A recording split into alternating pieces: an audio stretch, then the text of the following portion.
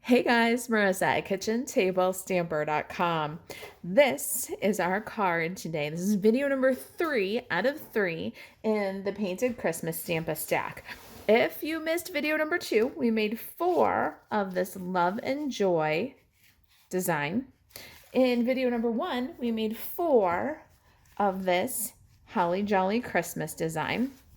These are Wonder Recipe number 14 cards. We cut 4 designer series paper from the Painted Christmas according to the Wonder Recipe number 14. We've used all but these 4 pieces. We got one little card design left in our Stampa stack.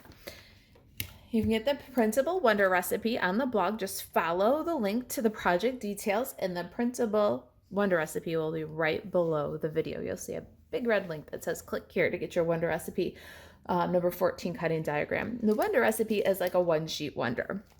We have Painted Christmas Stampa stack card packets ready to go. We can mail these out to you right away. Check the kitchen table stamper /shop for availability. Just use the product filter for class packets. We've got these in stock. We'll send them out to you the same day. We want to help you wrap it up for Christmas. I know I want to get it wrapped up for Christmas. All right, when you get the class packet, you'll find that your card base is scored for you and in the envelope. So we provide the envelope. We don't do your background. So whether it's stamped or embossed, you'll have to do that. We used a combination in this class of hammered metal, and we used the deboss side. So it looks a little bit like old-fashioned, like crackled glass. The other side is kind of pebbly. And this one looks almost more like alligator skin. So I love this hammered metal folder. It gives you a great diverse textures. And the other cards, I used the Merry Melody embossing folder. Can you see that? So the sheet music. Your choice. When you do a Stampa stack, do them all at once. So this one does, it does 9 cards, and I already embossed this one ahead. Check out video number 1 for the Merry Melody and video number 2 for the hammered metal if you want to see those. Well, you should see all the videos anyways. We're going to adhere our last little bits of designer series paper from our one sheet wonder, and we're going to do kind of a little tiled patterns here. I love this layout. It's just kind of festive and fun. This is also a good layout to use some scraps. 2x2 squares as a fun kind of quilt patterns of designer series paper mat. We're going to get those guys on there. Now we do the die cutting for you. If you get the kit, if you're cutting your own, let me show you what you need next. I think I want this one to go over just a little bit. That's why I use liquid glue. Did you guys see that? I just kind of picked it up and slid it over. All right, so there's our background. And if you're die cutting your own pieces, you'll need real red, one of these, and basic white, one of these. They are from the Seasonal Labels dies. This is that medium scallop end tag. It's not the biggest or the smallest or the longest. And then this one, this kind of fun label shape. Now this is the die set, the Seasonal Labels, that you can bundle up with the Christmas season stamp set and save 10%. I love these labels. They're fantastic for any season, any occasion, but the die set also includes all the dies to cut out your greenery. Let's go ahead and stamp our greeting first. Our greeting is from the sister set, Christmas to Remember, and we're going to stamp that one with Evening Evergreen. Friends like you make this season special. Isn't that cute? And we're going to stamp it right on that funky label. I'm going to do the flat side across the top, but of course this label is fun to do either direction depending how you're mixing and matching and stacking. We're going to stamp it just a little bit to the left side since our greenery is going to go up the right side. Ta-ta! Not beautiful? Love the font. Now we're going to attach our greeting to our layer using dimensionals. and just a little bit of adhesive because we're going to slide all those beautiful greenery leaves behind like floral arrangements. So we'll just take a couple little mini scraps, just enough to support it and secure it. All right, by the magic of television and the magic of Stamp-A-Stack, I have 2 of these greenery because we need 3 for this card already stamped. Let's do another greenery, some berries, and a pine cone. Get some Stampin' Pierce mat and ink pads. All right, in your card pack, you've got, if you get the kit, you've got 7 half sheets of basic white cardstock. First thing you're going to do is cut your liner, whether you cut yourself with a trimmer. This colors, the garden green, the real red, the evening evergreen, are going to be hard to write a message in. So cut yourself a liner first for each of the cards.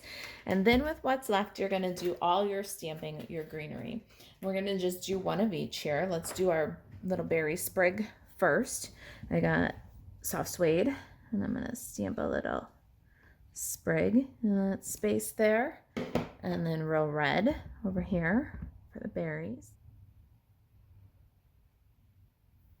And I've mentioned before, if we're doing a Stamp-A-Stack and we're making all 9 cards at once, we're stamping all the berry sprigs that we need, all the greenery that we need, everything all in one time, cutting them all out, and then we come to the kit to assemble. So we got some grid paper here and the details for one of our sprigs. We're going to ink the details in garden green and stamp off, and then stamp on our cardstock. You can do this 3 times for this card. Then Pear Pizzazz will do the same second generation stamping. So stamp off and then stamp over the details. I find it easier to line everything up if I take the leaf and stamp it over the details. Practice a few times and see what works best for you. I actually do the details over the background for the pine cone. I'll show you what I'm talking about. Let me switch ink pads here. Now I've got crumb cake and early espresso. I've got the details for the pine cone and the background. So for this one, this would have been like the Pear Pizzazz and our leaf. I actually stamped the background in crumb cake and then stamp my details over the top. For some reason, I lined it up better that way with this one. So just get used to trying it both ways and see what you do best. But when you find it, you're going to get artistic results without any effort at all. We got to die cut these pieces. Let me get the Stampin' Cut and Emboss machine. All right, let's just line these little dies up over each of the pieces and cut it out. I like a little low tack tape, especially when I've got a tray full of different images. Nothing will shift too far if you use a little old washi tape or painter's tape, or even like the paper tape, the medical paper tape, something with a low tack. You can even use the sticky side of a Post-it or a sticky note. Give it a crank. There's our greenery +2, our greeting, our sample, and our card base. Let's finish this up, shall we? We've got liquid glue. We're going to add our label right over where all those patterns come together, centered. Now we're going to add our first greenery off the top, a little bit of liquid glue on the bottom stems, and then a tiny bit of dimensional all the way out at the furthest end of the leaf.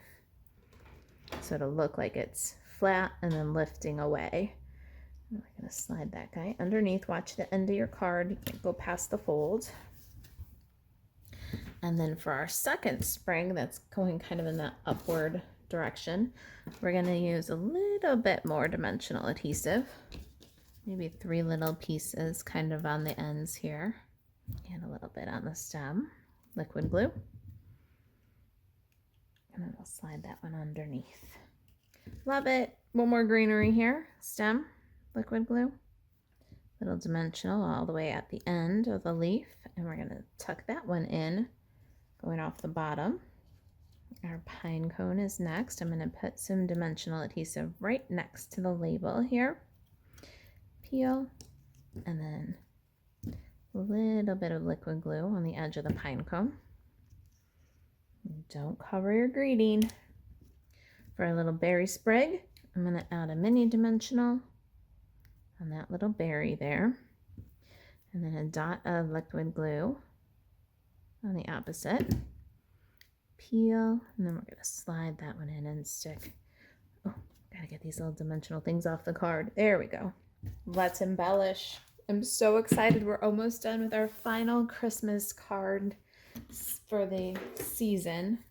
Can't believe it. It's gone so quickly. Gotta tie a little sheer red. I had so many ideas this year. So much beautiful product from Stampin' Up. This is our final card of our Christmas series. I hope that I've helped you wrap it up for Christmas. Don't forget to check out the Kitchen Table Stamper store where there's a coordinating Wrap It Up for Christmas treat class. Let me also help you get your stocking stuffers and small gifts ready. It's 5 unique projects, great for stocking stuffers and gift giving, table favors, and just those things to remember people at the holidays. $25 online, and it matches this card class. I'll put a link below the video. All right, a little glue dot on our bow. Oh, or a glue dot on my thumb. Let's try that again. Take 2. Little glue dot, put it at the corner of our label. And we have plenty of little gems left to play. Let's do this one with the gold. Lots of designer series paper left in the kit. A little bit of ribbon. Can make some more cards. If you've got any questions about the project, or if you'd like a class packet, if there's anything I can do to help you stay crafty, you can email Marisa at kitchentablestamper.com. You can find the class packets while supplies last. kitchentablestamper.com/shop, and to shop Stampin' Up 24/7, buzz over to marisaalvarez.stampinup.net. Thanks for watching. Merry Christmas. Bye.